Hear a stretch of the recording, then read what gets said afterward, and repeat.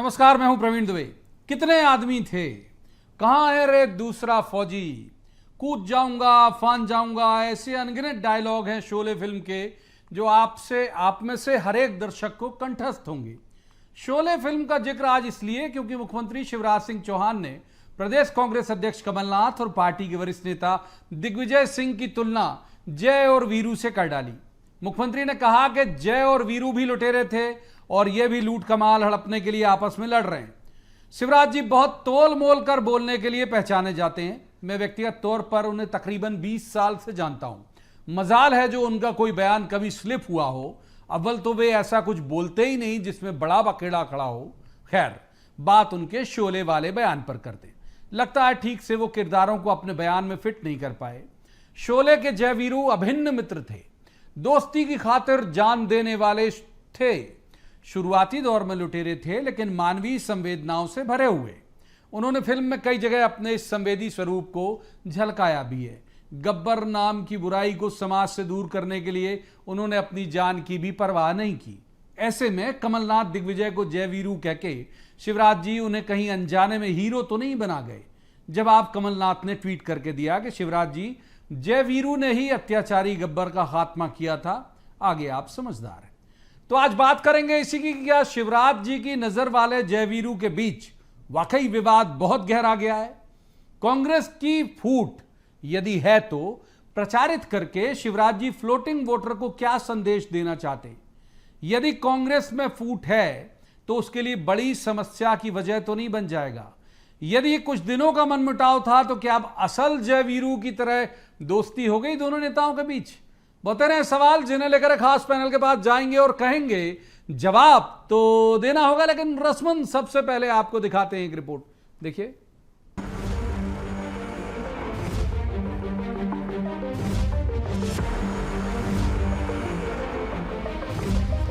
चुनाव का मौसम हो और अपने विरोधी दल की हर हरकत, हर बयान, यहां तक कि बॉडी लैंग्वेज के भी मायने ना निकाले जाएं और अपनी सुविधा से उसकी व्याख्या ना हो तो भला किस काम की सियासत।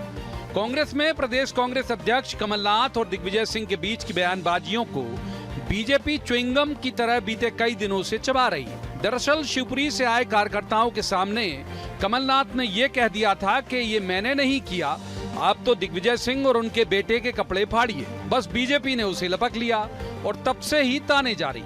कल दिल्ली में दोनों नेता अपने हाईकमान के साथ बैठक के लिए गए तो मुख्यमंत्री शिवराज सिंह चौहान ने उन्हें शोले फिल्म का जय वीरू बना दिया और बोले कि जय वीरू तो लूट ही करते थे और लूट के माल को लेकर ही ये जय वीरू झगड़ रहे।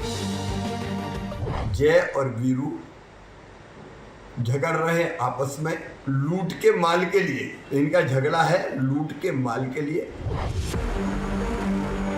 अब जितने सवाल शिवराज ने उठाए वो इसलिए उठाए क्योंकि एक वीडियो कपड़े फाड़ने का वायरल हो गया।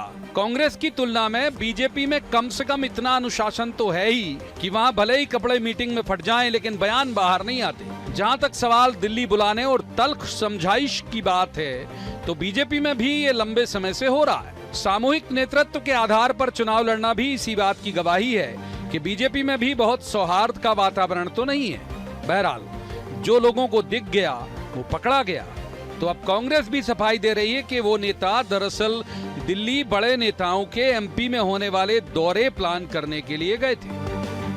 हम तो बना रहे थे कि दौरा राहुल जी का, प्रियंका जी का, खड़गे जी का, इस विषय में हमारी मीटिंग हुई थी। नाराजगी की तो बात ही नहीं थी, ये तो दौरों की बात थी।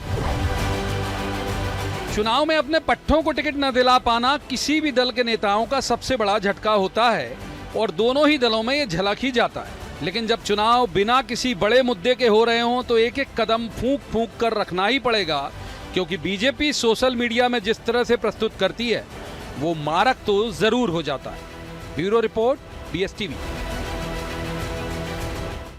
तो सबसे पहले उन मेहमानों का मैं आपसे परिचय करा दूं जिनके साथ हम इस चर्चा को आगे बढ़ाएंगे। हमारे साथ है अभिनव बरोलिया, प्रवक्ता हैं कांग्रेस के, स्वागत है अभिनव जी का। दूसरे मेहमान अजय धवले, बीजेपी के प्रवक्ता हैं, स्वागत है अजय जी का। तीसरे मेहमान दिनेश गुप्ता, वरिष्ठ पत्रकार हैं, अच्छे राजनीतिक विश्लेषक हैं, दिनेश जी का भी स्वागत। आज जाहिर तौर पर शुरुआत कर लेते हैं अजय जी से। तो अजय जी, ये जय वीरू जो हैं ये ऐतिहासिक किरदार तो नहीं शोले फिल्म के, ये तो दोस्ती की मिसाल थे साहब, दोस्ती के लिए जान देने वाले लोग थे और ये बुराई के खिलाफ लड़ने वाले हीरो थे। तो शिवराज जी से क्या स्लिप अप टंग हो गया या फिर आप मानते हैं कि जय वीरू विलन टाइप के थे?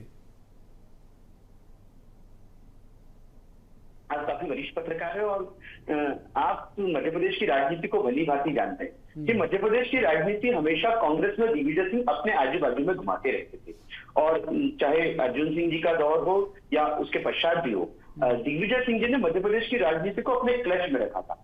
लेकिन किंतु जैसे ही मध्य प्रदेश की राजनीति में कांग्रेस का पतन होना शुरू हुआ और दिल्ली से कमलनाथ जी को भेजा गया, उसके पश्चात धीरे धीरे करके दिग्विजय सिंह जी का जो ग्राफ कम होते गया, उसका कहीं ना कहीं कांग्रेस के कैंपेन पे भी असर पड़ता था। अब मध्य प्रदेश की बात कर लेते हैं। मध्य प्रदेश में 2023 का विधानसभा चुनाव जैसे शुरू हुआ, आनंद फानंद में जो स्क्रीनिंग कमेटी बनी गई, उसमें दिग्विजय सिंह जी को जो चाहने वाले या दिग्विजय सिंह के लिए जो सिंपैथी रखते हैं, ऐसे 3 बड़े नेताओं को पर्पसफुली कमलनाथ जी ने बाहर करवाया। वो थे अरुण यादव जी, वो थे अजय सिंह जी और वो थे सुरेश पचौरी जी। और ये हुआ क्यों? क्योंकि कमलनाथ जी एआईसीसी की जो वर्किंग कमेटी थी उसमें कमलेश्वर पटेल को प्रमोट कर दिया। और आप ही नहीं, मध्य प्रदेश, पूरा मध्य प्रदेश जानता है कि कमलेश्वर पटेल और अजय सिंह की दुश्मनी जाहिर है। तो ये वहां से जो कहानी शुरू हुई, फिर कहानी हुई जन आक्रोश यात्राओं में पोस्टर से दिग्विजय सिंह को गायब करने से, फिर कहानी सर ये सियासी विश्लेषण तो अपन रोज ही कर रहे हैं लगभग, आप भी कई बार बैठे हैं हमारे साथ। मैं कह रहा हूं कि इसमें अब जय कौन, वीरू कौन, या फिर स्लिप अप टंग गए या फिर शिवराज जी ने साशय बोला। प्रवीण जी मैं इस पे आ रहा हूं। तो फिर जब 63 सीटों पे दिग्विजय सिंह को घुमाया गया, फिर उनके लोगों को टिकट नहीं दिया गया, फिर आई स्टार प्रचारकों की सूची। कमलनाथ जी अपने बेटे का नाम तो स्टार प्रचारकों की सूची में डलवा दिए। रहे दिग्विजय सिंह के बेटे जो विधायक थे, मेहनत काफी कर रहे थे, उनका नाम जैसे स्टार प्रचारकों की सूची से गायब हुआ, तो यह कहानी शुरू हुई आदेश रावल के ट्वीट से। आदेश रावल दिल्ली के पत्रकार हैं और कांग्रेस को काफी करीबी, जनपद के करीबी पत्रकार हैं। उन्होंने एक ट्वीट किया, उससे ये एक न्यूज लीक हुई कि कांग्रेस के दिग्विजय सिंह जी और कमलनाथ जी के बीच में बड़ा ही अंतर्द्वंद चल रहा है। अंतर्द्वंद तो ठीक है, वह कर लेंगे सर, बहुत वक्त दे दिया पहले सवाल में, अभी तक मूल बात नहीं आ पाई। मैं एक बार अब इन कर लेता हूं अभिनव जी को। अभिनव जी, ये जय वीरू बना दिया आपको, जय वीरू अब पता नहीं किस संदर्भ का जय वीरू, क्या वो क्लाइमैक्स की तरफ ले गए, उससे मैं किसी भी व्यक्ति की बहुत लंबी आयु की कामना करता हूं, लेकिन सियासी तौर पर खत्म हो रहा है जय, ऐसा कुछ परिभाषित कर रहे होंगे। मुझे नहीं पता क्या मंशा शिवराज जी की थी, आपकी टिप्पणी।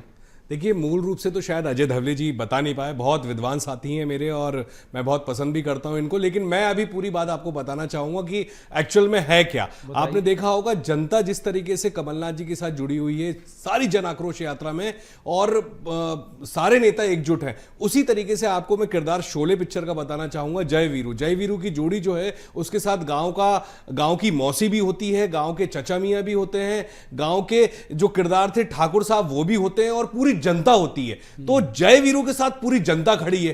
तो जय वीरू तो आपके सामने मैंने आपको बता दिया, और सामने कौन था? गब्बर के साथ कौन था? सांभा, और सारे जो किरदार थे डाकू टाइप के मंत्री, और जिस तरीके से अभी 20 साल की एक भ्रष्ट सरकार चल रही है। तो ये व्याख्यान ऐसे होनी चाहिए जो जनता के बीच में पहुंच गई है, जनता के बीच में। आज जय वीरू की जोड़ी सब जानते हैं, दिग्विजय सिंह कमलनाथ जी का सशक्त नेतृत्व किस तरीके से रहा है, और जनता के बीच में वो किस तरीके से खड़े हैं, और आज जनता के मुद्दों को कौन उठा रहा है, चाहे युवाओं के मुद्दे हो, चाहे महिलाओं के मुद्दे हो, चाहे दलित के मुद्दे हो, चाहे कर्मचारियों के मुद्दे हो, चाहे किसानों के मुद्दे हो। आज पूरी ताकत से यही जय वीरू दिख रहे हैं। तो जय वीरू के बारे में इस तरीके से बोलना, मुझे लगता है गब्बर सिंह कौन है ये अब स्पष्ट हो गया है, और गब्बर सिंह के साथ जितने भी सामा हैं जो बंदूक टांगे खड़े हैं वो भी सचेत हो जाएं, क्योंकि इन जय वीरू को यही जनता, यही मौसी, यही चचा मियां, यही ठाकुर साहब जिताएंगे। ठीक है, दिनेश जी को इन करते हैं। दिनेश जी, बहुत लंबे वक्त से, मैं तो तकरीबन 20 साल से जानता ही हूं, आप और लंबे वक्त से शिवराज जी को जानते होंगे, कभी उनसे स्लिप अप टंग होता नहीं, और वो बोलने से पहले बहुत तोल मोल के बोलते हैं अमूमन। ये बयान, इसे आप कैसे लेते हैं? ये सिर्फ एक मतलब एक चटकारे के लिए दिया गया है या फिर कोई मंतव्य है उनका? नहीं, देखिए, मंतव्य तो साफ है। वो कांग्रेस की जो गुटबाजी कह लीजिए, या कांग्रेस में जो अंतर्विरोध है उसको उजागर करना चाहते, लेकिन उन्होंने पात्र गलत सिलेक्ट, पात्र गलत, वही मैंने कहा, किरदार गलत चुन लिए। पात्र गलत सेलेक्ट कर लिए, और फिल्म में भी का भी जो एग्जाम्पल दिया है वो शायद उन्होंने ठीक से मूल्यांकन नहीं किया। जबकि वो फिल्म के शौकीन है, मुझे उम्मीद है कि उन्होंने देखी होगी शोले। शिवराज जी शौकीन है निश्चित तौर पर नहीं देखी तो आज फिर से वो देख लें इस फिल्म को कि उसमें उसका टोटल कथानक है क्या, किस तरह का कथानक है, पूरी स्टोरी क्या है, कंसेप्ट क्या है, तो शायद उससे भी क्लियर हो जाएगा। लेकिन इसमें बिल्कुल फिट नहीं हो। यदि उनकी पॉलिटिक्स देखते भारतीय जनता पार्टी की, तो उसके हिसाब से ये जय वीरू वहां बिल्कुल फिट नहीं होता। क्योंकि यदि आप सिंपल भी आप कह ही रहे थे कि कांग्रेस में झगड़ा है, ये सब है, ये सब चल ही जाता ना इतने दिनों से, उसमें आपने इसको जोड़ के एक नई डिबेट शुरू करा दी गब्बर और ठाकुर की। आप 2018 का और देखिए यही जय वीरू की जोड़ी थी, तो फिर क्या हुआ था 2018 में? दिग्विजय सिंह संगत में पंगत कर रहे थे और कमलनाथ मैनेजमेंट कर रहे थे, और शिवराज जी क्या कर रहे थे, महाराज हमारे नेता शिवराज। तो क्या हुआ 2018 के फिर से दोहराने की तैयारी में इस तरह के बयान देके? मुझे लगता है कि जो मूल चीज है उसको शायद वो समझ नहीं पाते कि ये कांग्रेस के भीतर का जो झगड़ा है वो हमें उजागर करना है, या भारतीय जनता पार्टी के भीतर का जो झगड़ा है उसे ढकना है। क्योंकि देखिए क्या होता है, मच्छरदानी आप कहीं और मान दो, उससे मच्छर तो भटक नहीं जाएंगे, वो तो जहां स्मेल आएगी वो तो उसी तरफ भागेंगे। तो भारतीय जनता पार्टी में भी तो समस्या है ना, ये तो सभी जगह हो रही है। कांग्रेस तो उस पर बात ही नहीं कर रही, कांग्रेस तो अपना काम कर रही है। सबसे ज्यादा मान मनोबल कहाँ हो रहा है? यदि अमित शाह जी आए हैं, कहाँ आए हैं? कांग्रेस में तो ऐसी कोई एक्सरसाइज नहीं है, वहां तो मीटिंग उठाए, वहां से ठीक है। भारतीय जनता पार्टी तो महत्वपूर्ण बात आपने कही, अजय जी को इन कर लेते हैं। महत्वपूर्ण बात अजय जी, महत्वपूर्ण बात कह रहे हैं दिनेश गुप्ता ये कि ठीक है, ये तो सही में जय वीरू टाइप प्रेम से रह रहे हैं, मतलब थोड़ा बहुत नोक झोंक तकरार उनके बीच भी चलती थी, जय वीरू के बीच, इनके बीच भी चल रही है और ये चल जाएगी। दिनेश जी का आकलन ये है, वो कह रहे हैं कि भाई ज्यादा मुश्किल तो आपके यहाँ आ रही है, इतने बड़े नेता जो आपके दूसरे सर्वोच्च शक्तिशाली नेता हैं उन्हें आके कैंप करना पड़ रहा है, ये स्थिति आपके यहाँ ज्यादा खराब है। तो प्रवीण जी, अमित शाह जी के दौरे को लेकर अगर बात हो रही तो अमित शाह जी का दौरा मध्य प्रदेश में नहीं, जहां भी चुनावी राज होता अमित शाह ऐसे ही, आदरणीय अमित शाह जी ऐसे ही दौरे करते हैं, क्योंकि वो उनकी एक सांगठनिक कौशल है, चुनावी दृष्टि से बहुत ही महत्वपूर्ण कार्य करता है। और उन्होंने आके जो आज भोपाल में बैठक ली, ग्वालियर में बैठक ली, उज्जैन में जो बैठक ली, उन बैठकों का उद्देश्य था कि भारतीय जनता पार्टी का ग्रास रूट पे प्रिपरेशन क्या, उस प्रिपरेशन को एट ग्लांस देखना उनका उद्देश्य था, और इसी तरह से उन्होंने बैठकें पूर्ण की। रही बात जो असंतुष्ट नेताओं का, असंतुष्ट कार्यकर्ताओं को समझाने की, तो भारतीय जनता पार्टी इतना बृहद परिवार है कि यहाँ एक व्यवस्थित प्रणाली है, उसके तहत हमारे वरिष्ठ नेता सामान्य कार्यकर्ताओं से और बातचीत करते हैं, और बातचीत करने के पश्चात उनको मना लेते हैं। ये कांग्रेस का जो विषय है जय वीरू का, आप इसको ये देखिए सार्कास्टिक सार्कास्टिज्म है, आप इसको जो लिया है कि ये क्यों इशू शुरू हुआ है कि लूट का माल कांग्रेस को, एआईसीसी को पहुंचाएगा कौन? देखिए इसी तरह से, क्योंकि मध्य प्रदेश ही अकेला ऐसा राज्य है जिसके ऊपर अब कांग्रेस एआईसीसी के डोरे है कि यहाँ से कमीशन आएगा और उससे एआईसीसी चलेगा, क्योंकि एआईसीसी का देखिए नेशनल हेराल्ड बंद होने के बाद उनकी जवाब दे लेते हैं। हालांकि ये तर्जुमा सभी में सहमत नहीं हूं, क्योंकि लूट का माल तो जय वीरू अपने आपस में ही बांटते थे, कहीं नहीं पहुंचाते थे। खैर एक बार अभिनव जी, ठीक है सर, अभिनव जी को इनका, अरे मजाक में बोल दिया सर, अभिनव जी को इनका लेते, आज तो सारा फिल्मी हो गया माहौल सियासी के बजाय। अभिनव जी, ये इनके यहाँ निपट जाती है चीजें, वो कह रहे हैं कि भाई डैमेज कंट्रोल हुआ, कौन आके कर रहा है, इससे क्या लेन देन है कि भाई अमित शाह जी आए कि शिवराज जी करा रहे हैं कि नरेंद्र तोमर जी करा रहे हैं, आखिर में सेटल डाउन हो गया और आपके यहाँ अभी भी सुलग रहा है, ये भाव है उनका। देखिए आप, मैं शोले सबने देखी, इस देश में सबसे बड़ी सुपरहिट मूवी रही है। अगर उसमें जय वीरू की आप शुरू से और आखिरी तक की भूमिका देखेंगे, वो मिलजुल के सबको एकजुट करके पूरे गांव में, आपने देखा होगा जब माहौल खराब होता है तो किस तरीके से सबको इकट्ठा करते हैं, पूरा गांव इकट्ठा हो जाता है, तो वो ताकत है जय वीरू की। तो ये जय वीरू जो है ये इनको खटक रहे हैं। गब्बर सिंह को कौन खटकता था? गब्बर सिंह वो लेके कितने आदमी थे, क्या थे, उठा लो इनको, ऐसा कर लो, तो यही सब तो किया यही तो किया प्रवीण जी। मतलब आज मैं बहुत उसमें भी सोच सोच रहा हूं कि ये आखिरी समय चल रहा है भारतीय जनता पार्टी का, अवसाद के दौर से गुजर रही है। जिस तरीके से गब्बर सिंह अवसाद के दौर से गुजर रहा था, अपने अस्तित्व की लड़ाई लड़ रहा था, जय वीरू को कैसे खत्म करूं, जय वीरू के बारे में क्या करूं, कैसे लड़वाऊं इनको, कैसे इनमें टूट डालूं, तो वही कोशिश आज यहां पे शिवराज सिंह चौहान जी और उनकी पूरी जो सामा लोग हैं, शिवराज सिंह चौहान जी, गब्बर सिंह है कि शाह जी है कि मोदी जी है, वो तो जनता समझ रही होगी, लेकिन सब मिलकर सामा भी इनको कुछ नहीं कर पा रहे हैं। जय वीरू इतने ताकतवर हैं कि जनता उनके साथ खड़ी है, क्योंकि सच्चाई के साथ खड़ी है। माफ कीजिए, वक्त एक ब्रेक का है, ब्रेक के बाद जब वापस आएंगे बहुत दिलचस्प चर्चा चल रही है, तो तमाम खास मेहमानों से फिर से करेंगे सवाल। आप कहीं मत जाइए, देखते रहिए बीएस टीवी।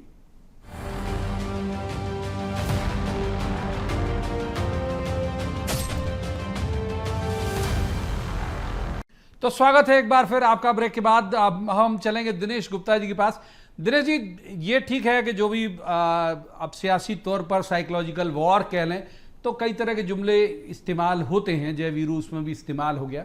ज़्यादा मुश्किल आपको लगता है कि किधर है? अगर मान लीजिए दिग्विजय सिंह नाराज हुए तो ये बात तो तय है, अगर नाराज हुए तो कांग्रेस के लिए बड़ा नुकसानदेह हो सकता है, क्योंकि उन्हीं के पास ये ताकत है कि वो गांव-गांव, जिले-जिले जाके कम से कम मना तो सकते हैं लोगों को।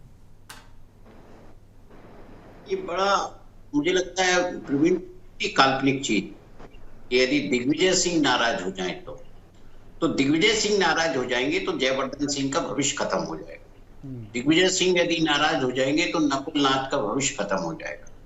ये दोनों यदि नाराज हो जाएंगे तो पूरी कांग्रेस का भविष्य खत्म। ये जो चुनाव है ये साधारण चुनाव नहीं है।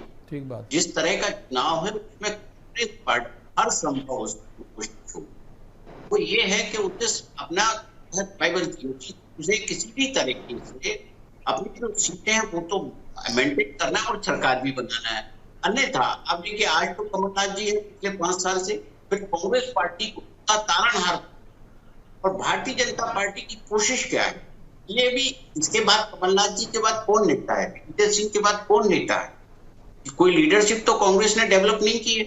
तो कांग्रेस ये चांस नहीं छोड़ना चाहती किसी भी तरीके से। जो भी आप देखेंगे ना, तो इसको लेके ये बात आती है कि ये जो है इसके ये नाराज है, वो नाराज है, और ये तो मैं तो पिछले जो है 40 साल से दोनों को इसी हालत में देख रहा हूँ। दोनों एक दूसरे पे कटाक्ष करते हैं, एक दूसरे पे चुटकियां लेते हैं और फिर साथ खड़े हो जाते हैं। दिग्विजय सिंह 10 साल मुख्यमंत्री रहे, कमलनाथ के कारण रहे, तो सारे एफर्ट के बाद वो दिग्विजय सिंह को सपोर्ट करते थे। ये जो उनका दोस्ताना है, कोई अलग तरह का दोस्ताना है क्या, उसमें कौन क्या कह रहा है उससे वो महत्वपूर्ण नहीं है। यदि ऐसा कुछ होता तो दिग्विजय सिंह 66 सीटों पे क्यों जाते? वो नहीं जाते जो भारतीय जनता पार्टी। अजय जी, बहुत अगर आप उम्मीद कर रहे होंगे दिनेश जी की बात से जो ध्वनित हो रहा है, शब्द से तो नहीं, कि अगर आप बहुत उम्मीद कर रहे होंगे कि इनके झगड़े से आपको कोई फायदा हो जाएगा, तो दिनेश जी तर्जमा कर रहे हैं कि अव्वल तो झगड़ा है ही नहीं, हो ही नहीं सकता, उनका ही कहना, और फिर आपको फोकस करना चाहिए अपने कामों पर। ये ध्वनित हुआ दिनेश जी की बात से। जी प्रवीण जी, भारतीय जनता पार्टी कांग्रेस के झगड़े से बहुत ज्यादा आंतरिक खुश भी नहीं होती, क्योंकि रीजन हमारा है कि हम हमारे संगठन कौशल्य पे, हमारे कार्यकर्ताओं पे और हमारे जनसेवा और जनकल्याण की कार्यों की वजह से सत्ता में वापस आने वाले हैं। कांग्रेस का अंतर्द्वंद ये जो है कि कमलनाथ जी कहीं ना कहीं दोषी मानते हैं उनकी जो सरकार गिरी उसको दिग्विजय सिंह को, और दिग्विजय सिंह ही वही व्यक्ति है जिन्होंने अति आत्मविश्वास दिला दिया कमलनाथ जी को, उसकी वजह से कांग्रेस की सरकार गिरी। दिग्विजय सिंह वही व्यक्ति है जो बिल्कुल समय आने पर कांग्रेस को ऐसा गच्चा देते हैं कि कमलनाथ जी भी पटके नहीं खा जाते। और रही बात कमलनाथ जी की, कमलनाथ जी कहीं भी किसी के कंट्रोल में काम करने वाले नेता नहीं है। एक तो वो जमीन पे काम नहीं करते, हेलीकॉप्टर से राजनीति करते हैं, तो उनका जो सीधा डायरेक्ट कनेक्शन है वो दिल्ली में है। और निश्चित रूप से मध्य प्रदेश में जिस तरह से वो पैसा खर्चा कर रहे हैं, देखिए मध्य प्रदेश में कांग्रेस एआईसीसी पैसा नहीं खर्चा कर रही, कमलनाथ जी कर रहे हैं, तो आंतरिक महत्वाकांक्षा उनकी बहुत बढ़ गई है। अब इसमें वो दिग्विजय सिंह जी को जो शेयर चाहिए, जो सत्ता इनका जो भी डिसाइड हुआ होगा, बहुत पीएचडी कर रखी है, मुझे नहीं पता। मैं अभिनव जी को इन कर लेता हूं, माफ कीजिए, वो थोड़ा सा विषयांतर हो गया सर, आप भी थोड़ा सा फिसल जाता है पूरा। एक बार अभिनव जी करते, अभिनव जी पीएचडी कर रखी है इनने आपके ऊपर के कहां से पैसा आ रहा है, कहां जा रहा है, क्यों किस तरह से हो रहा है, और अव्वल तो अभी दोनों सत्ता में नहीं है, तो लूट के कहां से ला रहे हो आप, ये सब जरा जवाब आप दे दो। प्रवीण जी, मैं देखिए सर, अजय जी भी बहुत छात्र राजनीति से रहे हैं, बीवीपी से, मैं भी एनएसयूआई में 20 साल पुराना एक कार्यकर्ता रहा हूं और मैंने शुरू से कांग्रेस की राजनीति देखी, इनने बीजेपी की देखी, लेकिन मुझे अभी ऐसा लग रहा है कि इतनी जानकारी मुझे भी नहीं है कि पैसा कहां कैसे क्या। कहा पीएचडी, हाँ, ये मतलब अजय जी को कैसे, मतलब ताज्जुब की बात है। जय वीरू इतना, आप जय वीरू की बात नहीं कर रहे हो, आप गौर करिएगा प्रवीण जी कि ये जय वीरू की बात बिल्कुल नहीं कर रहे हैं और शिवराज जी जय वीरू की बात कर रहे हैं। तो धवले जी कहीं ना कहीं परेशान है थोड़े से, मतलब आज लाइन से बिगड़े हुए हैं, लाइन से बॉलिंग नहीं कर पा रहे हैं, क्योंकि आज जय वीरू की जो बॉलिंग जो देखने मतलब सामने आई है जनता के बीच में, तो जनता आज सारे चौराहों पर मध्य प्रदेश में सब जगह जय वीरू की बात हो रही है कि वाकई में गब्बर सिंह तो 20 साल से शिवराज सिंह चौहान जी थे और उनके सारे सांभाओं ने, जितने भी सांभा थे उन सब ने मिलके पूरा टैक्स, हमारा पूरा जनता का टैक्स और जितनी लूट खसोट घोटाले, सड़कों के घोटाले और तमाम जितने जो पटवारी घोटाले के जितने भी थे, बच्चे भी समझ गए, युवा भी समझ गए। तो ये सारी पोल पट्टी जब खुल गई है तो अब क्या है, डिफेंड करना भी थोड़ा मुश्किल हो जाता है। धवले जी को मैं सांत्वना देता हूं कि ऐसे दिनेश जी को अब एक बार इन कर लेते हैं। दिनेश जी, ये हम अक्सर जब भी बैठ रहे हैं तब ये बात कर रहे हैं कि ऐसे जब प्रसंग उठते हैं तब जब मुद्दों का अकाल हो, 19 साल की सरकार की एंटी इनकम्बेंसी है, बहुत सारे मसले हैं, इनके खिलाफ भी, इनके पास भी बहुत सारे होंगे कांग्रेस के लिए घेरने के लिए, ऐसे विषय उठ जाए तो मुद्दों का अकाल फिर स्टेब्लिश नहीं होता क्या? देखिए ना, पहली बात ऐसा हो रहा है कि जो सत्ता है, जो सरकार सत्ताधारी दल है, वो विपक्ष की पिच पर खेलने की कोशिश कर रहा है। विपक्ष जो मुद्दे जिसने तय किए हैं विपक्ष, उसको हाईजैक करने की कोशिश कर रहा है। पूरी राजनीति देखिए, चिंता का विषय विपक्ष है, ये जो है इनका किस तरह से वो करे। अब जितने उनकी गारंटियां थी वो सब सरकार ने लागू कर दी, इसके बाद भी घबराहट है। लीडर आपके पास जो मार्च 20 में जो पार्टी के बड़े लीडर थे वो छोड़ के चले गए। मतलब आप देखिए, कांग्रेस पार्टी को ये समझ रहे थे कि ये खत्म हो रही है, आज वो बड़ी चुनौती के तौर पर सामने है। तो निश्चित तौर पर जो मुद्दे नहीं है, तो जब सामान्य चुनाव होता है, बिना मुद्दों का चुनाव होता है, तो उस वक्त चिंता ज्यादा हो जाती है, क्योंकि पता नहीं रहता कि कहाँ किस तरह से होगा। आप देखिए ना, कितने समाजवादी पार्टी, बहुजन समाजवादी पार्टी, आम आदमी पार्टी, कौन कहाँ किसका गला काटा है किसी को नहीं पता। तो इस घबराहट में जिसको जो समझ में आ रहा है वो अपना एक स्टैंड ले रहा है। आप कांग्रेस की तरफ से देखिए, वो ना तो बहुत ज्यादा पैनिक ले रहे हैं, जीते तो जीते, जो उनका कैंडिडेट कौन जीतेगा क्या करेगा, वो दिल्ली में मीटिंग कर रहा है, कोई दिख रहा है आपको इतनी यात्राएं दौरे, कहीं कोई बड़ी समारोह से कोई प्रियंका गांधी आएंगी, तो इससे भी आप अंदाजा लगाइए कि किस तरह का माहौल। अच्छा जी, तो ये कहीं ऐसा तो नहीं कि मुद्दों का अभाव है, आप मतलब या घबराहट या बेचैनी है कि भाई कौन सा जुमला चल जाए, कौन सा नारा चल जाए, कौन सा मुद्दा चल जाए, इसलिए डेली कुछ ना कुछ अटेम्प्ट कर रहे हो आप लोग भी? जी प्रवीण जी, भारतीय जनता पार्टी का उद्देश्य कभी भी ये नहीं रहा। भारतीय जनता पार्टी ने अपने चुनाव की शुरुआत अपने 20 वर्षों के रिपोर्ट कार्ड पेश करके की थी, और हम लोग जनसेवा, जनकल्याण और गरीब कल्याण की राजनीति का रिपोर्ट कार्ड मध्य प्रदेश की 8.5 करोड़ जनता के सामने रख के आज प्रदेश में चुनाव में जा रहे थे। जय वीरू की बात यहां से निकली कि देखिए, दोनों भगोड़े थे, दोनों में लूट के माल का ये विषय शुरू हुआ था, और सीएम साहब ने बड़े सुपरस्टार को भगोड़ा कह दिया आपने, फिर गलती कर दी। मुद्दा शुरू जनता फिर गुस्सा होगी। देखिए, कांग्रेस का अंतर्द्वंद जो अंतर कलह है सड़क पे आने के, कमलनाथ जी खुद कह रहे कि जाओ उनके कपड़े फाड़ो, उनके घर जलाओ, मेरे पास क्यों आए हो। तो ये आपको भी, ये मीडिया का भी ये काम है। देखिए, एक विपक्ष का बड़ा दल है और उसकी अंतर्कलह जनता के सामने लाने की आवश्यकता है। और क्यों लाने की आवश्यकता है? क्योंकि 17 तारीख दोनों की लाते हैं सर, दोनों की अंतर्कलह। आप शायद नहीं देख पा रहे हो, मैं लिंक भेजूंगा आपको जरूर। हम दोनों की अंतर्कलह, एक भी कोई ऐसी खबर नहीं है जो जिसे हम दबाते हो, बिल्कुल लाते हैं। एक बार मैं इसी बात कहता हूँ कि प्रवीण जी, ये निश्चित रूप से मध्य प्रदेश की जनता को ये विषय आने चाहिए कि आज सरकार नहीं है तो इतनी लड़ाई है, कल सरकार आ गई तो इनके क्या होगा। अभिनव जी, अभी ये हाल है आपका भाई, अगर गवर्नमेंट में आ जाओगे तो फिर क्या करोगे, कैसे लड़ोगे, क्या करोगे, मौसी को भड़काओगे, किसको भड़काओगे, ये बताना चाहिए, ये उनको चिंता है कि जय वीरू सुपरहिट जोड़ी थी और सुपरहिट रहेगी, और सुपरहिट मूवी थी शोले।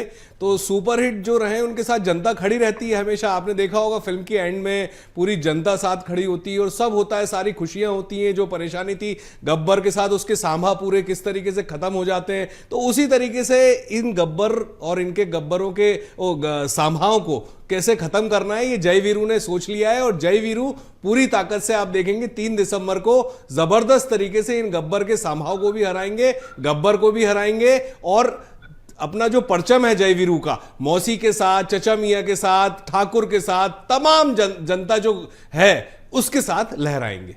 एक बार दिनेश जी का रुख करते हैं। दिनेश जी, दोनों जगह, बहुत सारी जगह, जैसे प्रेमचंद गुड्डू इनके यहां मान गए, प्रभात साहू उनके यहां मान गए, और भी जो लोग ताल ठोक रहे थे, बहुत हद तक मतलब ये डैमेज कंट्रोल दोनों पार्टी कर रही। तो कितने मान जाएंगे? 2 तारीख को बहुत और क्लियर हो जाएगा जब नामांकन वापसी का आखिरी दिन होगा। आपको क्या उम्मीद है? इसी मूल विषय पर बात कर लेते हैं, सियासी मसले पर, कि बागी ज्यादा डैमेज कहां करेंगे? जिस संदर्भ में ये बात कर रही जयवीरू उपजे कहां से? वो उपजे विवाद से। तो कहां पे ज्यादा डैमेज होगा विवाद का?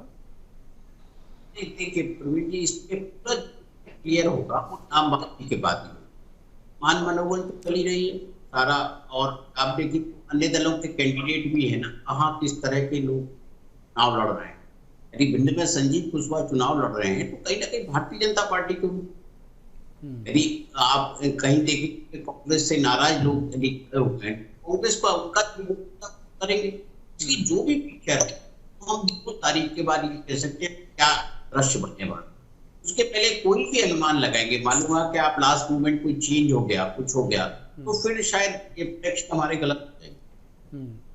एक बार अजय जी, 19 साल की गवर्नमेंट के बाद 4 मुद्दे रख दीजिए ना पब्लिक के सामने, तो क्यों रोज एक बयान की जरूरत पड़ेगी? भाई ये 4 मसले रखें, अब आप देखिए और इस आधार पर वोट करिए। अगर सब कुछ गुडी गुडी कर दिया 19 साल में आपने, तो ठीक है प्रवीण जी, मैंने जैसे पहले ही कहा कि हमने 20 वर्षों का रिकॉर्ड, हमारा रिपोर्ट कार्ड पेश किया, और हम लोग देखिए, हमको जो स्टेट मिला था, एक बीमारियों टैग वाला स्टेट मिला था, देश की जीडीपी गिराने वाला मध्य प्रदेश राज्य था।